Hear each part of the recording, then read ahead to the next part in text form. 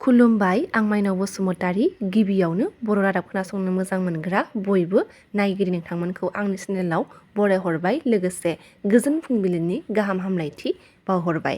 नोंथांमोननि थाखाय लानानै फैबाय आं गोदान मोनसे रादाब। नोंथांमोना अननानै भिडिअखौ जोबजासिम नायलांदो। दिनैनि गिबि रादाबाव दङ थांनाय सानाव जगेन बसुमतारीया खौरांगिरि मेलनि गेजेरजों बड'लेण्ड महोत्सब आरो हादोरनि गाहाय मन्थ्रि नरेन्द्र मदिनि बिबुंथिखौ लानानै आरजाथावै बाथ्रा बुंनायनि सायाव फिनजाथाय होफिनदों एक्स-एनडिएफबि वेलफेयार एस'सिएशननि फाइनेन्स ट्रेजारि बोदोलेण्ड बिथाङा जों बारग' एनडिएफबिफोरा मोनदोंना मोनाखै बेखौ जगेन बसुमतारीया जेबो मिथिया होननानै बुंथिनायखौ नुनो मोननाय जादों। जगेन बसुमतारीया गोबां हिसाब बिदों। जगेन बसुमतारीनो हिसाब होजाथावना होनना जों बारग' एनडिएफबिआ साना होननानै बुंथिनायखौबो नुनो मोननाय जादों। दासिम मुंख्लं नखरफोरनो 632 जन नखराव 5 लाख रां अनसुंथाइ होनो हाबाय आरो आद्रा थाबावनाय मुंख्लं नखरफोरनोबो उन समाव होजोबलांगोन आरो फिन फसंफिननाय बिथांखिनि गेजेरजों 4203 जन एक्स-एनडिएफबिफोरनो सासेयाव 4 लाख रां होनो हाबाय होनना बुंथिनायखौ नुनो मोनदों। बेफोर बाथ्राजों फिनजाथाय होफिनदों एक्स-एनडिएफबि वेलफेयार एस'सिएशननि फाइनेन्स ट्रेजारि बोदोलेण्डआ।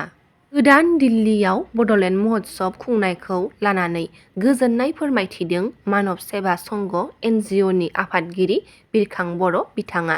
दुलाराय बर' फरायसा आफाद आरो बर' साहित्य सभानि बानजायनायाव गोदान दिल्लीयाव खुंफुंजानाय बड'लेण्ड महोत्सबखौ लानानै एबा थांनो मोननानै गोजोननाय फोरमायथिदों मानब सेवा संघ एनजिअनि आफादगिरि बिरखां बर' बिथाङा। लोगोसे बिथाङा गिबि खेबनि थाखाय गोदान दिल्लीयाव खुंजानाय बड'लेण्ड महोत्सबा बर'फोरनि थाखायल' गोग्गाथाव नङा गासै बिटिआरनि थागिबिफोरनि थाखायनो गोग्गाथाव होनना खौरांगिरिफोरनि सिगाङाव बुंथिनायखौ नुनो मोननाय जादों। क'क्राझार सोहोरनि पाथरघाटआव 2 कौटि रांनि लुफुंजानो गोनां ट्राइबेल रेस्ट हाउसनि खुन्थिया गायसनदों क'क्राझार जिल्ला ट्राइबेल संघआ।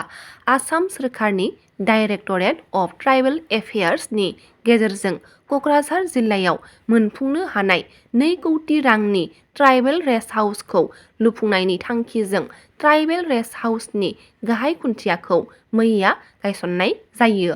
मैया फुंबिलि समावनो मोनसे जर'खा हाबाफारिनि गेजेरजों लुफुंजानो गोनां बे ट्राइबेल रेस्ट हाउसनि गाहाय खुन्थियाखौ गायसननानै होयो 30 नं सानजा क'क्राझार बिधानसभा बियाबनि एमएलए लरेन्स इस्लारि बिथाङा। मैयानि बे गाहाय खुन्थिया गायसननाय हाबाफारियाव क'क्राझार जिल्ला ट्राइबेल संघनि आफादगिरि अनिल चन्द्र औवारी, गाहाय नेहाथारि समजित बसुमतारीजों लोगोसे गुबुन गुबुन बिबाननि बिबानगिरिफोरा बाहागो लायो।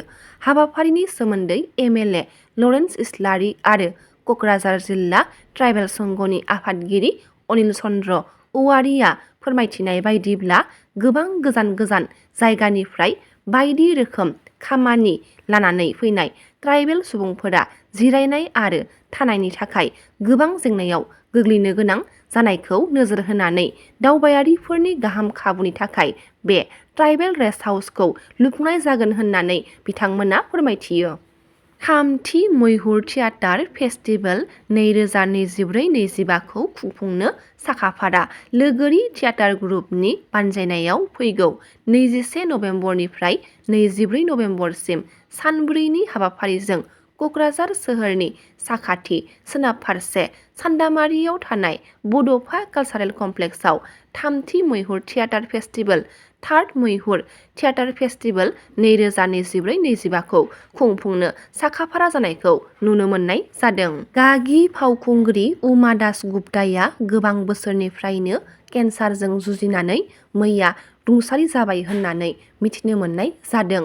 सत्यजित रेनि क्लासिक पथेर बांसालियाव दुर्गानि गावनि मुंदांखा फाव दिन्थिफुंनायनि थाखाय गुवारै मिथिजानाय गागि फावखुंग्रि उमा दासगुप्ताया गोबां बोसोरनिफ्रायनो केन्सारजों जुजिनानै मैया फुङाव कलकातानि मोनसे गावारि देहा फाहामसालियाव रुंसारि जायो। बड'लेण्ड मुलुगसोलोंसालियाव मुलुगसोलोंसालिनि फरायसा आफाद बिसायख'थिखौ लाना थांनाय 18 नबेम्बर खालि दुंहाव थासारि सोमजिनायखौ समाजारि बिजोङाव बड'लेण्ड मुलुगसोलोंसालिनि बारग' GS आकि बर'खौ दायनिगिरि बुंनायनि सायाव खेंफोरथि होनायखौ नुनो मोननाय जादों। दिनैनि रादाबा एसेनोसै। गाबोन फिन गोदान रादाब लानानै लोगो मोनगोन। नोंथांमोना भिडिअखौ जोबजासिम नायबायब्ला अननानै लाइक, शेयार, कमेन्ट लोगोसे साबस्क्राइब खालामनानै होदो। गोजोन्थों।